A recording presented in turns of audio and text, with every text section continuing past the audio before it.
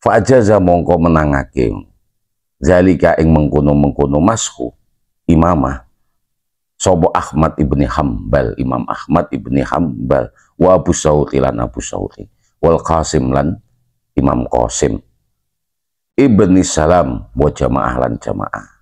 Bolehkan itu adalah Ahmad ibni Hambal.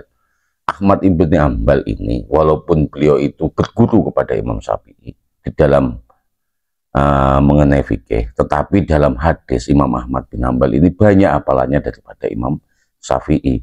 Maka di sini Imam Ahmad Hambal ini membolehkan imamah karena didasarkan pada hadis ahad, tetapi ini sebenarnya sesuatu yang masyhur di kalangan ulama-ulama Madinah, di kalangan penduduk Madinah masul imamah ini, dan tidak mungkin hadis ini akan dibawa oleh Ahmad bin Hambal kalau seandainya hadis ini tidak masyhur. Bahwasanya Nabi itu pernah melakukan mashul imamah, hanya ngusap imamahnya tanpa dilepas. Imamah itu ya yang kita pakai seperti orang Arab itu imamah.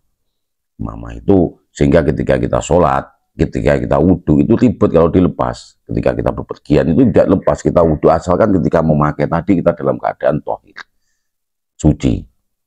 Lalu dipakai setelah itu bepergian. Dari jalan ketika kita mau wudhu lagi ini tidak perlu dilepas, karena kalau ngelepas lagi tumit lagi seperti yang dipakai para Habib yang di Indonesia itu, Habib Syekh, Habib Rizik, itu kan pakai imamahnya ribetnya.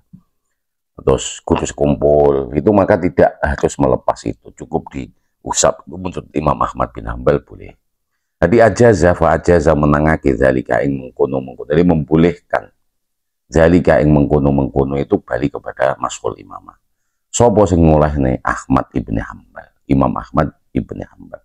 Wa Abu Suwari lan Abu Suwari, wal Qasim lan Imam Qasim ibni Salam putrane Salam, wa jamaah lan jamaah. Jadi ada hadis ataupun asar sahabat yang mengatakan bahwasanya pernah Nabi itu melakukan mashul imamah. Ini diriwayatkan dari Mughithah wa ghairihi lan saliyane Mughithah annau satuhune Nabi alaihi salatu wassalam masaha ngusap sapa Nabi binasiyatihi kelawan bon-bone wa alal imamati lan ing atase imam. Anau setuna alaihi salatu wassalam masa kangu sabinasiatin wa alal imamah lan di atas imamah kiasan dan kiasake al khuf ing atase khuf. Khuf itu ya sepatu loro, khufa ini. Walizalika lan go mengkono-mengkono khuf aksarum istatoto nyatatake ngono aksarum ake-ake ulama, lebih banyak dari ulama itu mensyaratkan lubasuha gawe neha khuf atau imamah ala toharotin ing atase suci. Jadi disyaratkan, menyaratkan semua imam itu ketika memakai harus dalam posisi tohir. Jadi kita wudhu suci selengkap wudhunya dengan kamil, kaki sudah dibasuh, diusap, lalu kita pakai imamah atau pakai khuf atau memakai imamah itu tadi. Semua ulama mensyaratkan itu dalam keadaan suci ketika memakainya. Wa fi ba'di turukihi lan ing dalam sebagian jalur hadis annau satune Nabi Muhammad iku masaha ngusap padal imamah ing atase imamah walam yazkur nasiyah lan durung nyebutake nasiyah. Itu tidak mungkin disebutkan secara bersama-sama. Maka hadis ini yang terakhir ini, dan ini sangat terkenal menurut Imam Ahmad bin Hambal, karena Imam Ahmad bin Hambal itu lebih banyak hafalan hadisnya daripada Imam Syafi'i. Walaupun Ahmad bin Hambal itu berguru mengenai ilmu fikih kepada Imam Syafi'i, peletak dasar fikih itu Imam Hanafi, tetapi setelah itu dikembangkan oleh Imam Syafi'i dengan usulul fikih. Anau masak halal imamah menurut.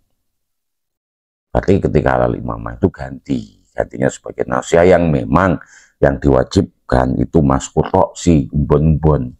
Tapi ketika sulit, membebani ketika bepergian atau dalam acara, terus dari imamah sehingga dua wonggo terus wudhu terus dipasangnya kan nyusah nih.